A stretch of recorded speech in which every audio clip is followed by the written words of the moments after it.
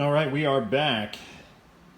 Just took a look at everything and it's looking really good. I used the Tabby tile puck there and double checked everything. All of our tiles are nice and level and there's no significant lippage thanks to the Ramondi leveling system.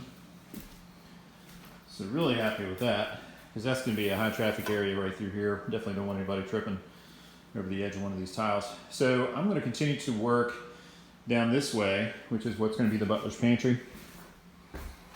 So I'm going to build off of the edge of what I put down there last night and start working my way down this way into the Butler's Pantry.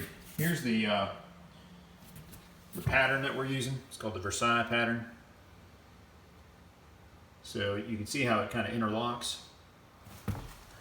This space here is meant to pick up the edge of this one. So once I get this pattern built out here, it'll look a lot like this. And then this piece here interlocks with this. So we'll just keep going that way down the Butler's Pantry wall there. And then once I get down to the other end, then I can start building out, from the wall this way and filling in the entire space. So I think that's going to look great going down through there. And once we have the tile in this area, we can go ahead and begin setting the cabinets after we get it grouted. We're a little bit worried about space. We have so many cabinets in here right now. These got delivered a month or two ago. And we've got the entire dining room full of cabinets.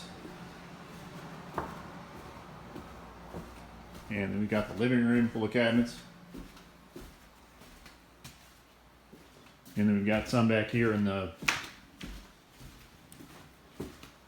sunroom, office, solarium as well. So we got a bunch of stuff sitting around. What we'd like to do, what we're thinking about, is the fact that our hardwood floors are going to be delivered here in the not too distant future. So we'd really like to get our Butler's Pantry cabinets installed. That way we can get all those boxes and everything out of there and then kind of consolidate all the cabinets and everything into one room or maybe 1.5 rooms. That'll give us more room to get the wood and stuff stacked up. So at any rate, we're going to try to get all this tile done, and then that way we can go ahead and start getting some of the cabinets installed. And once that's done, then I'll work my way down the hallway here so we can go ahead and get all of this done and set the toilets and sink and everything in here. Looking out in the driveway, you can see the porta-john's gone. So Amber has made it a priority for me to get this bathroom done so we can actually have a functioning lavatory, not have to run up the hill to the other house anytime you need to use the restroom. So that's going to be our focus, but in the meantime, I'm going to go ahead and get this area here knocked out. So I'm going to get a bucket of mud mixed up and start setting some tile. All right, so I just got done laying out a bunch of tile coming back here into the Butler's Pantry area. I wanted to go ahead and dry fit all of this stuff with spacers just to reveal any issues. And I did find a couple of problems that I had to compensate for. These tiles, some of them are not square, perfectly square. And then some of them are a little bit bigger than others. So I did have to trim a few tiles just to make the pattern continue to work out and make sure we didn't run off in one direction or another.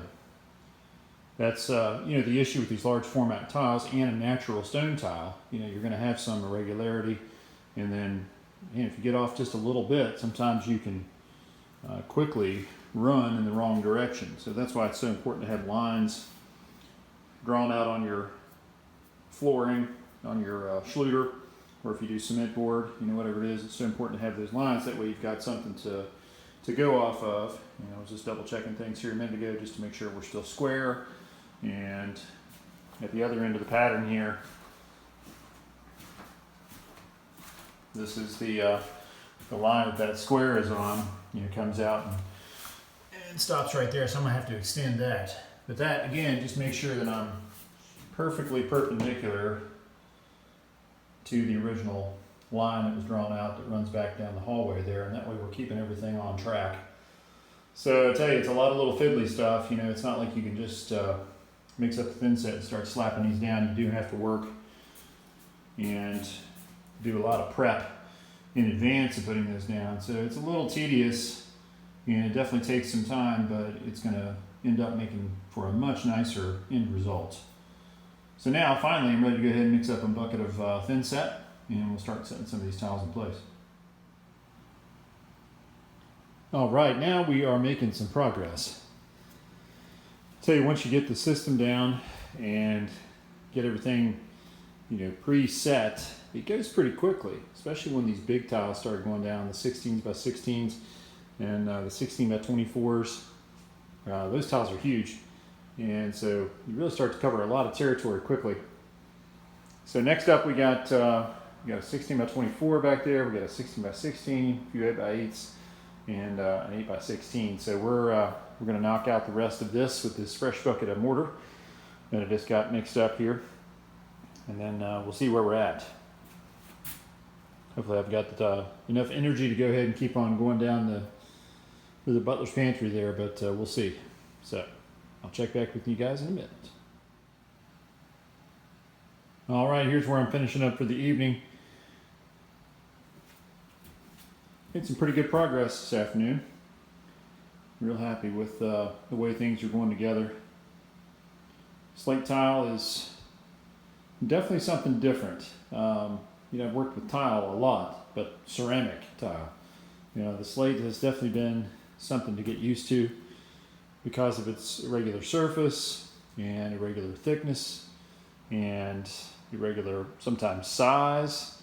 It's definitely made it more challenging to get the pattern laid out and get it all going together and keeping it going in the right direction. So it's definitely been a learning curve. But you know what? I think I'm doing all right, and I'm liking the Schluter, the all set. That modified thin set seems to work really well. Spreads easily and seems to have a great ability to hold this stuff in place, and been real happy with that so far. Also, the Raimondi, the leveling system, works pretty well. Again, the tile thickness is a little irregular, so it's not going to be perfect. There's going to be a little bit of irregularity along the grout line, but that's okay. I can deal with that. I was expecting perfection, but reality has set in, and now I understand that these tiles aren't perfect, and so there's definitely going to be some difference in the grout lines and everything else. So anyways, if you wonder why there's paint buckets down there, those are full 5-gallon buckets of exterior paint. That's for the outside of the house. The reason that's there is that the Raimondi system helps to prevent lippage by squeezing the edges of the tiles, of opposing tiles together. So you got that little wedge, and then you got the little tab that goes in between the tiles, and the wedge goes through that and lifts up on it. Well, what it has a tendency to do is actually lift up on the opposite edge. I discovered that earlier. So when you're going to quit for the night and you've got some tile that don't have anything next to it, you got to make sure you get the tabs under there, because once the thin set sets up, there's no sliding the tab under there. But also, to prevent that edge from lifting up, I found it works to put a 5-gallon bucket of paint on there or something else heavy, and what that does is helps to kind of counterbalance the Raimondi system and helps to keep that back edge of the tile from lifting up out of position, which would make it really tricky tomorrow to get the next tile level. And so anyways, so that's what that's there for, if you're wondering. I'm going to wrap up for the evening, head home, get some rest, got to work tomorrow, and so I got to get a little shut-eye. We'll see you guys tomorrow. We'll check in and see what else we can get done. All right, here we go again. Down here working on the slate tile tonight. I'm dry fitting some more pieces over here and making some cuts, getting everything ready to go. I'm going to try to go ahead and dry fit all the way to the end, and then save these last pieces here next to the wall and next to the door for last. That way I can knock all the spacers and everything off and then kind of work from the tile onto the to the side here. So pretty ambitious, trying to get all the way to the wall tonight. We'll see what I actually get done, but that's what I'm hoping to do. So I'm gonna make a few more cuts, as I mentioned, and try to get everything lined up here and then go ahead and mix up a bucket of mortar and get ready to start laying these things down. One of the fun things about the Raimondi spacer system is that at the end, once your tile's set, everything's dry, you either get to kick or hammer the wedges, knock the tabs loose. So I was trying that earlier. You can use the toe of your boot, or if you're wearing sandals like I am right now, you want to do something a little safer, you can actually use a rubber mallet. That way you don't worry about marring the tile or anything like that. Let me show you how this works. Let's see if I can get one to break off here. That's all there is to it. So that's kind of fun. So I'm going to go around and knock some of these off. I got safety glasses on if you're wondering. Just there's little pieces of stuff flying everywhere. Bad part is sometimes you get a little piece of plastic stuck there and a little bit of thin set that kind of squeezed out in between the leveling system there. So I have to go back through and do a little chisel work there and knock that loose, but that's not too big a deal. But man, this is kind of fun. Just knock these things. Oh, now I'm just making a mess. Yeah, definitely want to wear safety glasses when you're doing that because those little bits fly everywhere. All right, I'm going to knock a few more of these off, just trying to make a pathway here. So I can walk through here without having to worry about tripping over that stuff. Plus I can use the wedges for down there. The nice thing is the wedges can be used over and over again. You just got to use buy extra tabs. All right, so I'm going to get to work, clean up this mess, and start dry fitting some more tile. All right, so now you can see what it looks like without all the leveling tabs and the little spacers in between. It's a really cool pattern. Again, this is called the Versailles pattern. And it really looks cool. We're going to do a grout, dark gray grout, very similar in color to the slate, just so it all looks seamless. And then we're going to seal it. We're going to use like a semi-gloss or a gloss sealant on there to give it a little bit of a shine, which will also help it to resist stains and other stuff that might get spilled or tracked in on it. Make it wear better. But really, really excited to see it now without the spacers and everything in place.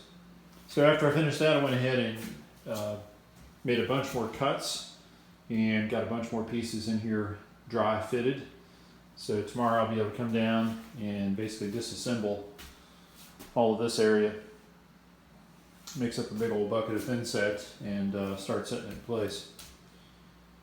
So that's going to look really good. But I must have it all dry fitted.